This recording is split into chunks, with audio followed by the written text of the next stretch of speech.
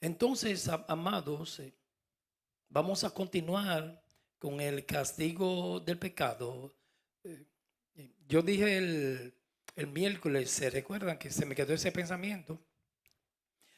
Como dijo este teólogo Turretín, no sé si se pronuncia así, o Turretín, con doble R, Turretín, él dijo, si hay un atributo que Dios tiene, como la justicia, la perfección y la santidad, que este atributo pertenece a Dios, entonces el pecado debe recibir su paga, porque Dios es santo y es el castigo. Todavía, no, como yo dije hace un ratito, todavía nosotros, los cristianos, hay un arrepentimiento, hermanos, amado, eso me llega en este momento, que eso es una sola vez ya. Un arrepentimiento y una conversión. Ese es el día que Dios llega a mi vida. El día que Él me imputa la justicia, hay un quebrantamiento y contrición de espíritu. El día que Él llega a mi vida, nosotros venimos llorando. No necesariamente tiene que ser llorando. Yo llegué llorando. Hay otros que no tienen que venir llorando. Yo llegué llorando ese día cuando Él me regeneró, me hizo nacer de nuevo. Como le dijo Jesús a Nicodemos, para entrar al reino de los cielos hay que nacer de nuevo. Entonces, ahí hay ese arrepentimiento, es una sola vez en la vida. Y lo dice el libro de los Hebreos. Una sola vez. El que me van a imputar la justicia. El del hijo pródigo, ¿se recuerdan? Padre, cuando dice que volvió en sí, nació de nuevo. Eso no es un arrepentimiento todos los días. Como yo dije ahorita, que yo hice cosas que puede ser que todos los días pida perdón. Ese es todos los días. Pero el de la justicia, ese es uno solo. El hijo pródigo volvió en sí, nació de nuevo, haciendo una analogía, una alegoría, hablando con alegoría. Volvió en sí, nació de nuevo. Eso yo lo escuché, fue de un pastor, que es muy bonita la explicación. Padre, he pecado contra el cielo y contra ti. No soy digno de ser llamado tu hijo. Ese es un arrepentimiento que se le imputó ya la justicia de Dios. Iré a mi Padre, conversión. Arrepentimiento es pecado contra ti. Iré a mi Padre, conversión. Entonces, el día que Dios llegó a tu vida y llegó a mi vida y me engendró, porque eso fue un proceso poderoso del Espíritu Santo y de la palabra de Dios, me puso su espíritu y me hizo nacer de nuevo, me dio la fe. Y entonces yo confesé. Ese es un solo evento, una vez en mi vida, donde se me imputa la justicia, que le dijimos a Dios, Señor, perdóname por todas las ofensas que te he hecho desde el mundo. Perdóname, Señor. Ahí se me imputa la justicia. Entonces ahí mismo ya yo nací de nuevo, me regeneraron. Empieza la santificación diaria. Ahí yo me tengo que arrepentir, hermano, todos los días. Cada vez que el Espíritu Santo, eso es un proceso hasta que uno muera o hasta que Cristo venga. Cada vez no hay algo más hermoso, porque la paga del pecado es el castigo. ¿Qué hacía Job con los hijos? Eh, Él iba a la presencia de Dios y le ofrecía sacrificio diario a Dios, por si acaso han pecado. Y el cristiano, eso no se predica en las iglesias hoy en día, porque el vivir aquí para el impío y para el cristiano también es muy serio. Entonces, cada vez que yo siento que salió una palabra descompuesta y hizo un daño, o me voy, eso es diario, a lavarme con la sangre del cordero. Digo, ay, Señor, perdóname. Puede ser que una persona estuvo al lado mío ahí y yo no la ayudé, le pido perdón a Dios. Eso es diario. Perdóname, Señor, yo debía ayudar a esa persona y ¿qué me dio? Puede ser que esa persona yo no le haya hecho daño, pero un pecado de omisión, como que me disgusté con ellos, con esa persona. Y él ni cuenta se dio, él me vio con una hipocresía, sonriéndome, pero en el fondo que yo lo aborrezca. Como dijo Jesús, eso es matarle al hermano, porque ese es el espíritu de la ley. La ley dice no matarás, el sexto mandamiento, pero el que aborrece a su hermano ya lo mató. Entonces como que yo sienta una discriminación al hermano y lo aborrezca. Él ni cuenta se dio, él se está riendo conmigo y que yo esté, pero mira este. Si él supiera, ya ese es un pecado grande ya. Yo debo de pedir perdón. Cada vez que yo predico aquí, vivo en paz, sin paranoia, yo le pido perdón al Señor. Señor, cualquier cosa que yo haya dicho, que haya ofendido a alguien, perdóname. Ese arrepentimiento, el cristiano debe tener ese buen sentido, y lo dio Jesús, de pedir perdón siempre. El de la justicia es una sola vez, el día que Él llega a mi vida. Pero después, en el caminar, en la santificación, a diario pidiendo perdón. Le hablé mal mi esposa, al esposo, al niño, lo traté con una actitud mala.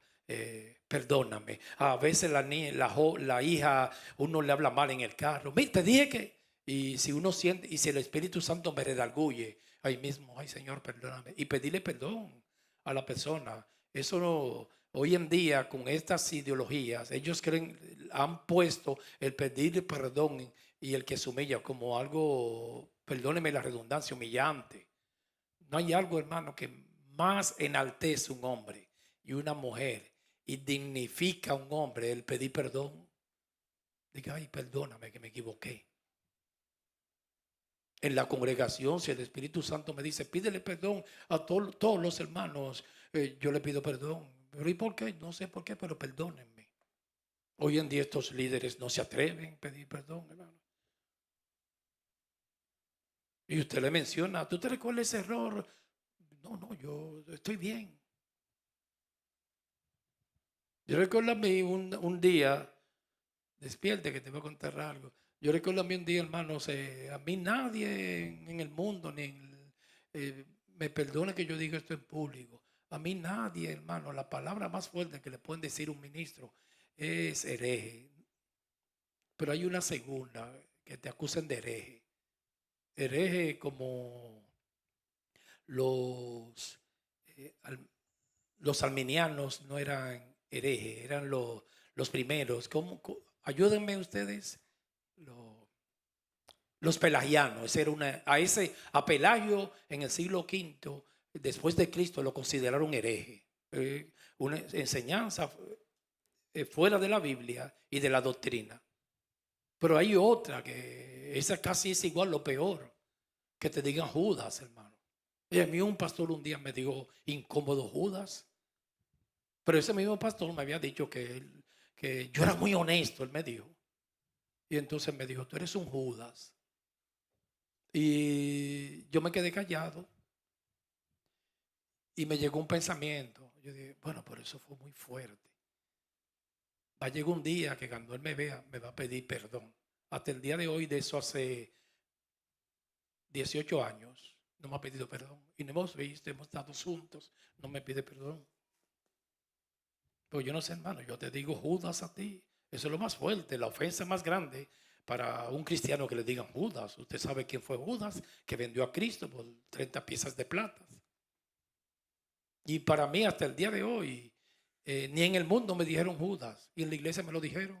Y un pastor, amigo mío, me dijo, tú eres un Judas. Entonces me lo dijo un 31 de diciembre, que uno está esperando el año nuevo. Digo, ¿y qué bendito año nuevo es este? Entonces yo dije, si este hombre es de Dios, cuando se le pase la jumeta, la rabia, el arranque, seguro que me va a pedir perdón. Hasta el día de hoy, yo lo estoy esperando todavía. Yo no me alimento de perdón, hermano.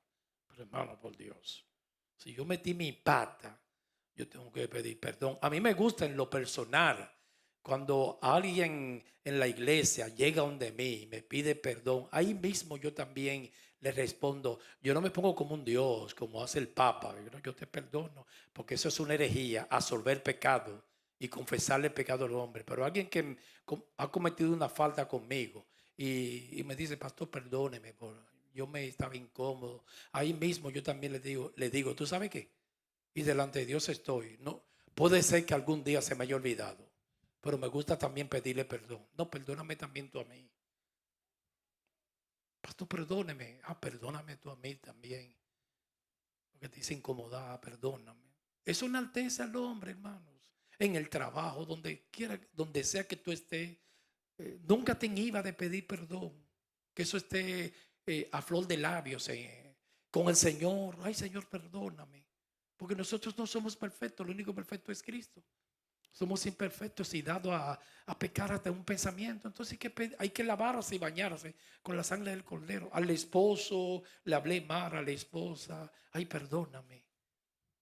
A los hijos, perdóname que estaba incómodo el calor de este día y me salió el gorila, como le quiera llamar, el tigre, el león, el leopardo, el nombre que usted le quiera poner, pero que pida perdón por ese bendito hombre. ¿Qué le pasa? Pero se cree que es Dios. ¿Cómo que tú le dices a un pastor que tú eres un Judas y no te vas a arrepentir, hermano? Y que, what happened? Después que te pase, tú le pides perdón y ya, y se reconcilia con su hermano, como dijo Jesús. Ellos siguen como si nada, adorando y cantando salmos. Iglesias de 2000 personas, pero deja ese problema atrás. Cuando venga a adorarme, Jesús dijo, deja la ofrenda en el altar, reconcíliate con el hermano. Eso enaltece al hombre. No hay algo más hermoso y que dignifica a una mujer y a un hombre, es pedir perdón, hermanos. Eso es grande, ese espíritu. Y hoy en día eso hasta se ha perdido en las iglesias. Ay, hermano, mire, perdóname, que no fue mi intención. Es que estaba ese día incómodo, abrumado, y me dijeron una cosa de ti, pero yo reaccioné por el prejuicio. Perdóname, perdóname. ¿Me perdona? Sí, te perdono, ya. Entonces, ese es el perdón diario. El cristiano, hay castigos que ya están escritos, ya, hermano. Aunque uno se arrepienta, que ya van a venir. Porque las cosas, el escenario está aquí, aquí que se pagan, amados. Se van a pagar aquel día. Si yo salgo ileso de una falta, pero todo se paga aquí. Lo que tú siempre cosechas, Dios castiga, es aquí, aquí, aquí. Por eso uno debe de siempre confesar sus pecados. Y pecados del pasado también. Señor, perdóname, perdóname. El de la justicia ya es un solo perdón. Ya eso no hay que estar confesándolo diario. Ya Él me engendró, ese día yo le pedí perdón para imputarme la justicia. Señor, he pecado contra ti y ya. Ahora después, en la santificación diaria, siempre yo debo de ser sensible a la voz del Espíritu Santo y arrepentirme, convertirme. Convertirme, yo estoy haciendo algo, me arrepiento y me convierto. Lo dejo de hacer, un giro de 180 grados. No de 360, volver al mismo sitio. Y ese es el caminar con el Señor. Y no hay algo más sabio y más hermoso, una mujer y un hombre sensible al Espíritu Santo y reconocer los errores. Porque siempre, hermanos, una mala noticia te tengo. Yo me voy a equivocar siempre y tú también. Y voy a meterla de caminar las patas. No somos santos.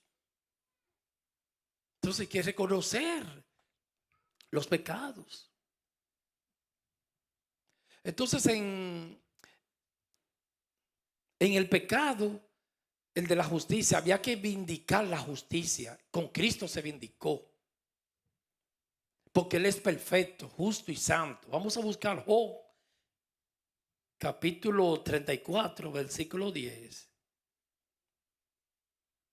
Está en toda la Biblia, desde el Antiguo Testamento y el Nuevo Testamento. El atributo de la justicia, la perfección, la santidad de Dios. Por ende, Él tiene que castigar el pecado. Porque Él es santo y justo. Los pecados diarios de la iglesia, Él lo va a castigar. Cuando Jesús llegó al templo, tomó el látigo y lo castigó al Sanedrín, que era la institución religiosa de ese entonces. Él dijo, mi casa será llamada, lo castigó. Volcó las mesas de los cambistas y él dijo, mi casa será llamada casa de oración. Ustedes la han convertido en una cueva de ladrones. Esos son los pecados diarios de los ministros, del Sanedrín, de los fariseos, de los saduceos. Los escribas y los sacerdotes los castigó.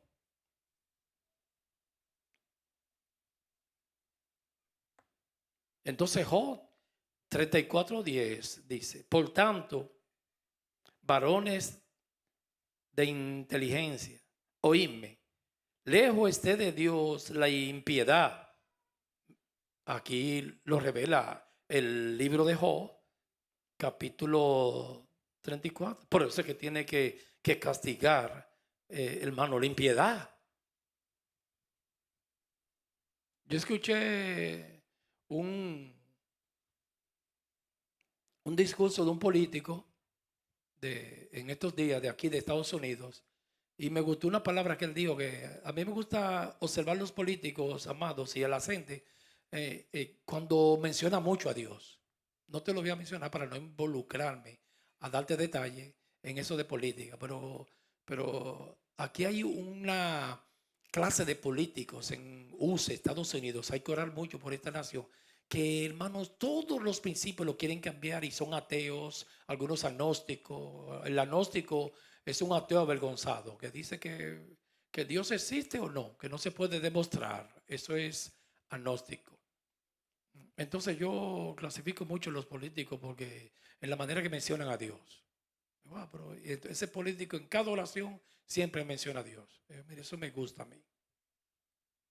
Y él decía, siempre tenemos que luchar por cuidarnos en Estados Unidos, que esa es nuestra cultura, los principios del Evangelio y cuidarnos unos a otros. Y me gustó esa palabra, cuidarnos los unos a los otros. ¿Por qué tanto odio? ¿Por qué tanto terrorismo? Como se ha ido sembrando en esta nación.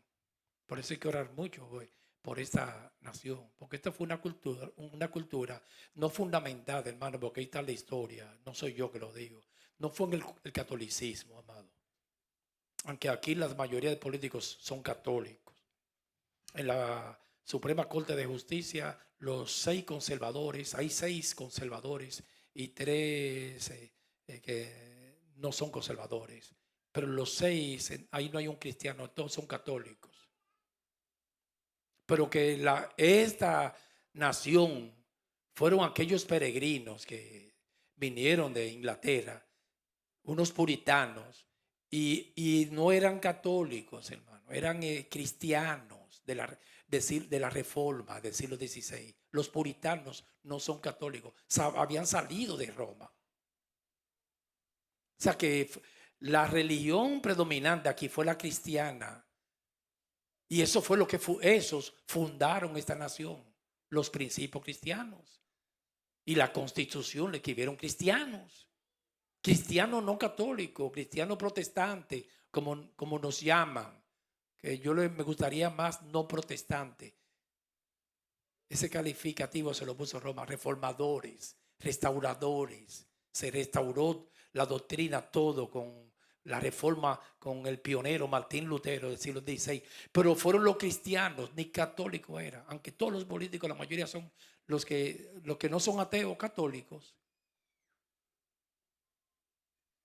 Muy poquito usted ve cristianos, pero fue fundamentada en el cristianismo. Y ahí fue que cayó esa gran bendición. Entonces, dice Job 34:10, por tanto, varones de inteligencia, oíme, lejos de Dios esté la impiedad y del omnipotente la iniquidad. Por eso que necesariamente tiene que castigar la maldad. Él no la deja pasar la maldad, porque no hay iniquidad en él, ni impiedad. Él es justo. Entonces, como dice Terrutín, si él es justo, no es algo que él anda detrás de la gente que te quiero castigar. Es que Dios no tolera la injusticia y la impiedad, porque él es justo y santo y perfecto. Y no solamente a los impíos, a los cristianos también. Una impiedad y una injusticia de los pastores, aquí se vas a pagar también. Porque él pagará al hombre según su obra. Tremenda la palabra. El Antiguo Testamento, sí.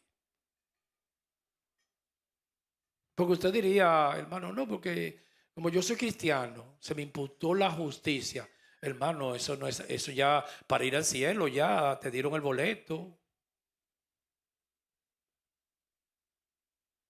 Pero en el caminar diario y la santificación, eso no es así. Cualquier daño que yo haga me castiga, me pueden castigar. Puede ser que extiendan sus misericordias, yo pida perdón y no me castiguen. En mi vida personal, privada, hay cosas que yo he hecho en el ministerio que lo primero que me llega me van a bajar la mano, me van a castigar. Hay que ser claro, amados. Me van a castigar. Desobediencia, me van a castigar. Porque esa es su naturaleza, la santidad. Dije, no estoy mal, yo sé que por ahí va a venir un día un castigo. Ahora, el problema de los castigos es que usted no se da cuenta nunca, ni yo. Porque el Espíritu me está ministrando para mí. Porque oye, ¿qué pasa, hermano? Ahí hay castigo que Dios lo da bien tarde, para que uno se olvide. Como yo siempre he dicho, es como el pez, los pescadores, el anzuelo. Lanza el anzuelo, la carnada, y el pez sigue nadando, pero tiene el anzuelo en la boca. Puede ser que pase un día, 2 días, hasta que lo haga. Hay a veces cosas que nosotros hacemos, una tremenda injusticia.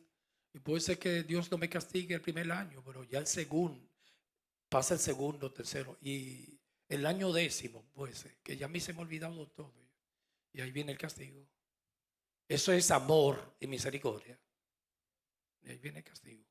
A mí yo he sentido que Dios me ha dado castigo de cosas que hice 5 años atrás.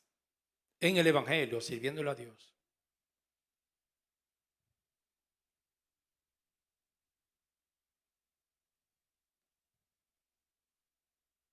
Ahí viene el castigo. Porque Él pagará al hombre según su obra. Y la retribución, que es recompensar conforme a su camino. Reina Valera 60. Esa es su naturaleza. El Dios justo. En Él no hay injusticia ni impiedad. Y necesariamente Él tiene que castigar.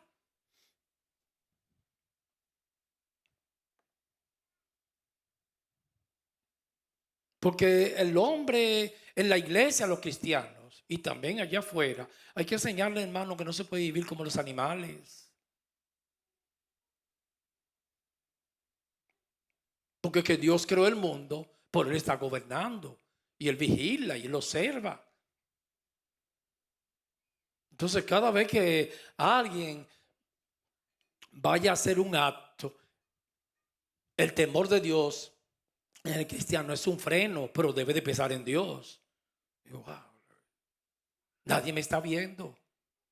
Pero Dios me está mirando porque somos espectáculo al mundo, a los ángeles y a los hombres.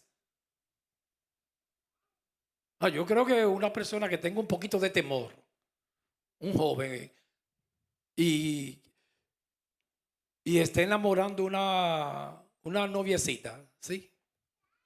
Por poner un ejemplo.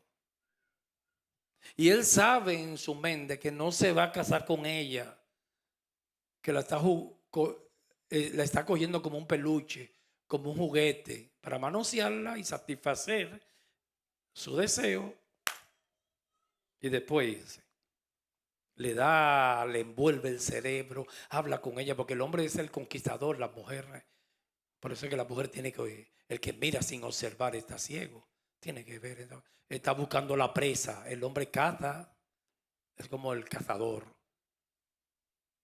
Entonces, él viene, como hacen los psicópatas y narcisistas, que son muy amables y son tan lindos. Una sonrisa. No, mi amor, y aquello y esto. Pero si ese muchacho la coge y juega con los sentimientos, es un pecado grande de esa nena. Y se va y la deja, la abandona, la manosea y la abandona. Hermano, usted puede estar seguro que Dios no le va a dejar pasar eso. Yo no sé cómo, pero Dios no se la va a dejar pasar. Porque no se engañe y Dios no puede ser burlado, hermanos. Dios no se lo va a dejar pasar. Aunque sea 40 años, pero se lo cobre, hermano. Porque Él está gobernando. A veces nosotros los cristianos y los impíos vivimos como que si Dios, como dicen los deístas, hizo el mundo y se fue. Él está gobernando y Él me está mirando y te está mirando a ti. Cada daño que se le comete una injusticia a una persona, Dios te la vas a cobrar, te puede castigar. Puede ser que uno pida perdón y extienda su misericordia y no me castigue. Pero eso le toca a Dios. A David los pecados de él los castigó con manos fuertes. El pecado de adulterio. El adulterio y el sexo y la espada nunca se apartó de su casa. Su hijo Absalón, hermano, le violó a las mujeres de él. Eso es terrible. Amnón, medio hermano de Tamar, violó a Tamar, la hermana de padre. Fue un espíritu de sexo que tenía ese muchacho hasta que la violó. Y podía, hermano, Tamar, cuando le llevó el guisado a Amnón, hijo de David también. Hermanos, hermanitos de padre. Ella dijo, hermanito, no me haga eso. Porque eso es muy vil en Israel. La violó, hermanos. El hombre animal. Y ella dijo, habla con mi papá, que él no se teme, seguro que no me vas a negar a ti. Hágalo en orden, eran medio hermanos. Cásese. Pero el hombre la violó y después hizo algo peor. La echó de la casa. Y eso fue un dolor grande de esa nena. Una doncella en Israel. Y cada vez que David veía eso, se acordaba del pecado de adulterio con Betsabé, la mujer de Urías el Eteo, violó el sexto mandamiento, no matarás, porque mató al esposo, a Urías el Eteo, esposo de Betsabé. Violó el séptimo mandamiento, no cometer adulterio. Ya van 2 del decálogo de la ley moral, que son 10. Y violó el 10º, no codiciará la mujer de tu prójimo. Violó 3, hermanos. Violó 3 leyes de la ley moral. Pero eso no se quedó así, ¿no? Y era un nene lindo de Dios. Porque en cuanto al juicio, Dios no hace excepción de personas. En la gracia Él tiene nene lindo, hermanos. A uno le da más que otro. Que haya gracia delante de Dios. Como nosotros le caímos en gracia, que nos salvó. No por obra, no sé por qué. Eso es un misterio. Nos eligió desde antes de la fundación del mundo para que le sirvamos a Él.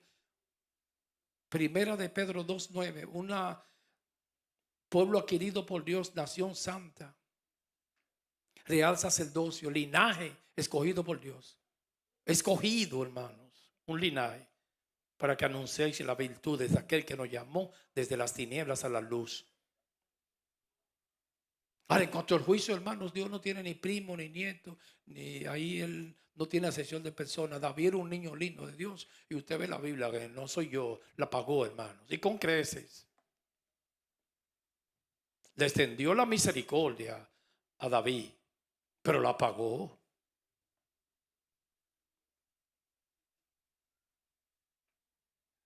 Ahora, el hijo del adulterio murió. Dios lo perdonó a David. Pero, hermano, ese decreto que Dios le dio a David, que la espada nunca se iba a apartar de tu casa, y el adulterio, el sexo. A veces uno lee la historia del rey David, pero esa era muy lindo, un hombre conforme al corazón de Dios. Pero ese hombre, hermano, sufrió mucho. Porque dice él, oye, pero ese placer de un minuto me salió caro. Pero eso con el pecado no se juega. Me salió caro. En eso de las drogas, amados, yo siempre he dicho que cada persona es diferente, amados. Y según mi análisis, son espíritus de drogas, pero también eso está en las hormonas. O sea, pueden ser 5 hermanos en la casa y los 5 prueban lo mismo y uno que cae enganchado. Por lo regular, si una persona, porque Dios nos hizo los elementos químicos que son las hormonas, la endorfina del placer, la dopamina, la serotonina, oxitocina. Entonces, si una persona no produce casi endorfina, no produce, que es la hormona de la alegría, la va a buscar a la esquina en la droga. A veces puede ser un déficit hormonal. Entonces pueden haber 5 hermanos y prueban lo mismo, pero uno que queda enganchado con la cocaína, la heroína, esos estupefacientes. Pero uno no sabe en qué grupo está y jamás salen de eso. No hay algo más difícil que hay que tener mucha paciencia y misericordia, bregar con un adicto. Yo en las iglesias aquí, Dios ha tenido misericordia de nosotros y nunca hemos bregado, pero en una casa bregar con un adicto. Yo he bregado en iglesias donde estaba con 3 adictos y a veces pasaban una semana, un mes, ya estoy limpio y volvían y caían. Y uno llora, llora, sufre. Y ahí están todavía, hermanos. Eso no se deja así, ¿sabe? Ahí están. Cada vez que me hablan de ellos, no, todavía está en la droga. Fentanilo, se inyectan esto. Gentes así débiles que se hacen esclavos. Y esos son los vicios que vienen como pasajeros, nos visitan como ese pensamiento de ese filósofo, como amo y se quedan como huéspedes reinando. Por eso con los vicios hay que tener cuidado, no se pueden alimentar. Y para no abrir puerta a un espíritu, con eso no se juega, con el pecado, amados.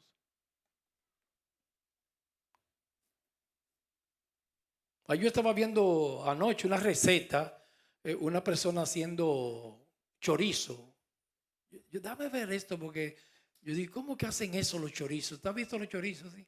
Que eso es, él dice que él coge las tripas, es de cerdo que él lo hace, a veces de vaca, pero coge donde entra la materia fecal, esa es la cañería, como el SUA.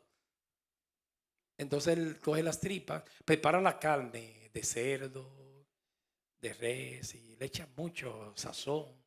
Entonces él coge, lava las tripas y las sopla y le va y con una máquina le va echando la carne y se pone ancha así.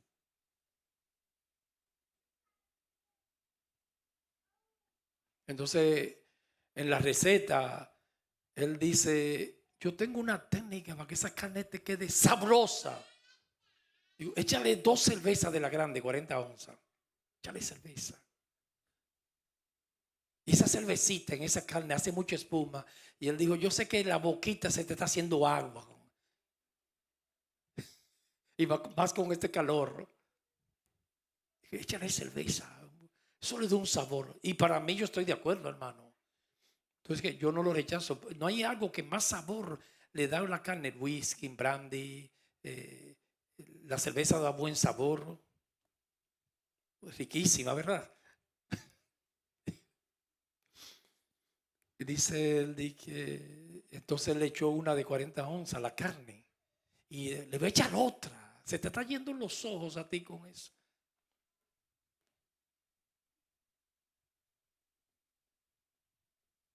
Respetando a cualquiera aquí. Yo yo bebía, lo que más yo bebía era cerveza cuando llegué al Señor y antes en el mundo. Y después que el Señor se me reveló, jamás, hermanos. Porque a mí me gusta, yo no sé, no tengo paranoia, cuidarme. Y no me gustaría que un hijo me vea con una, yo no sé, como que se ve muy feo con una latita de cerveza. Yo no, perdónenme, hermanos, si aquí hay un hermanito que está dando su palito por ahí calladito, pero yo sé que ustedes son santos, ustedes no hacen nada. Y me es lícito, yo puedo, hermano. No me diga usted a mí que yo puedo. Para cocinar también me he simido de eso, porque me puedo ver tentado. Porque yo no confío en mí, hermano. Yo no sé usted si confía en usted, pero yo no confío en mí. Porque uno empieza por ahí, cuando viene a ver con un pastor, él cocinaba mucho. No hay algo más rico que la carne y el arroz. Arroz blanco con cerveza, un arroz con salsa. Y le echa la cerveza y entonces espuma. Y entonces le echaba una y un trago. Como aquel pavo al vino, ¿se recuerdan? Que le dijeron, vamos a hacer un pavo al vino y el amigo ya le dijeron al muchacho Jimenián, dámele vino al pavo para que se lo vaya bebiendo el pavo. Entonces se daba un trago y le daba el pavo. Cuando dijeron, Jimenián, tráeme el pavo. Y vámonos, compadre, que nos van a matar. Entonces, son detallitos que usted diría, pero es un extremo. No, hermano. Yo no voy a ponerme en el huerto del Edén. El árbol me lo voy a poner ahí en el patio de mi casa. Lo pongo bien lejos. Pues no llevo alcohol a la casa, no llevo nada. Yo puedo cocinar con otra cosa, con vino casero. Y le busco el sabor con ajo, con lo que sea. Y así los hijos también van creciendo con esos principios. Porque con el pecado no se juega. Uno no sabe. Salomón, sabiduría de Salomón. El vino es escarnecedor. La sidra alborotadora. Cualquiera que por ella hierra no es sabio. Ni lo mire en la copa. Entonces eso yo siento que me ha ayudado, hermanos. Porque me daba deseo antes y ya no me da. Pero dominio propio. No, yo no voy a beber más ya. Yo no voy a pasarle el cuerpo para honrar y glorificar el nombre del Señor. Me es lícito, yo puedo hacerlo. Pues yo no lo voy a hacer más. Hasta el día de hoy.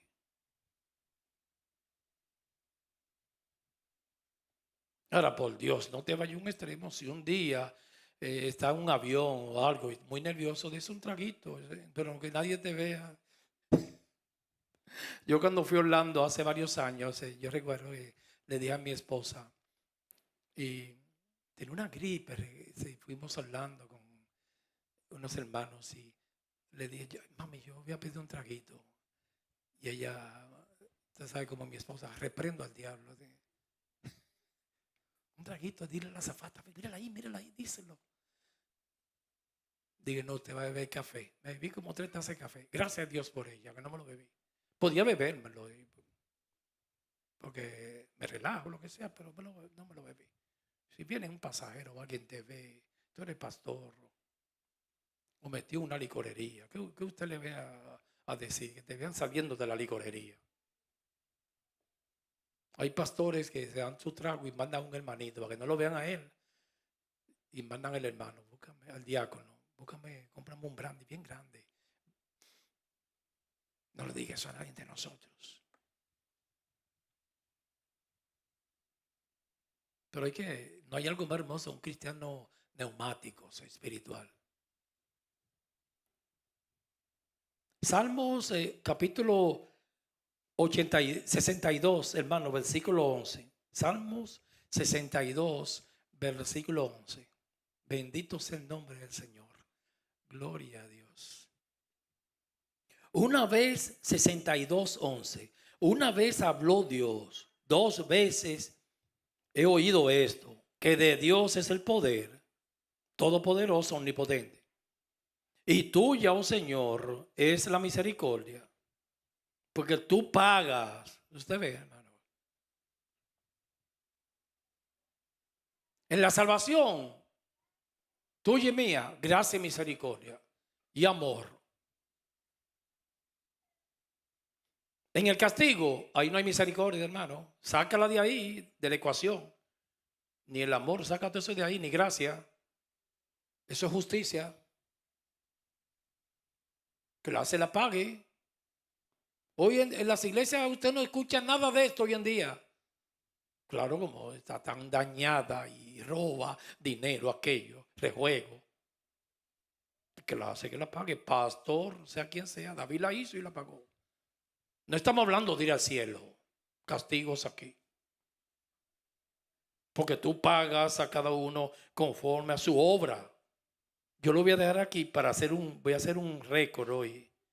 Que voy a terminar más temprano que nunca. ¿Qué hora es? Faltan, todavía no son las 9, ¿verdad? Las 9. Faltan 10 minutos. Hice un récord hoy. Yo nunca tenía como 20 años que no terminaba a las 9 menos 10. Oremos. Padre, en el nombre de Jesús, ayúdanos, Señor. Yo sé que a veces se ve algo extremo, algunas acciones nuestras, pero ayúdanos a tener dominio propio en los momentos de la tentación. Bendice este pueblo, bendíceme a mí. Ayúdanos a decirle no al pecado para que tú sigas plasmando la imagen de Cristo en nosotros. Somos débiles, pero en esa santificación diaria que tú estás haciendo en nuestras vidas, sigue formando ese carácter que sigue nos dando dominio propio. En el nombre de Jesús, llévanos bien a nuestros hogares.